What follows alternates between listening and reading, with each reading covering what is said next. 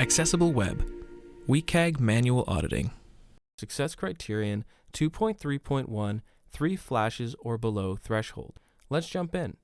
Success Criterion 2.3.1 is all about user safety. Content must not flash more than 3 times in any 1 second period unless it's below the threshold defined by accessibility tools such as PEAT.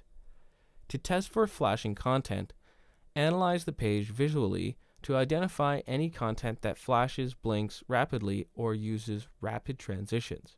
If you find any flashing content, use the photosensitive epilepsy analysis tool, PEAT, to analyze whether it exceeds the safe threshold.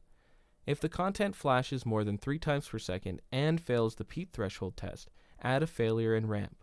If no flashing content is present or it passes the PEAT test, you're good to go. And that completes the audit for Success Criterion 2.3.1 using RAMP's Audit Grid and Chrome extension. Protecting users from flashing content isn't just a compliance task, it's a matter of safety. Now it's your turn. Test your site with RAMP's Audit Grid. Try it free for 14 days using the link in the description.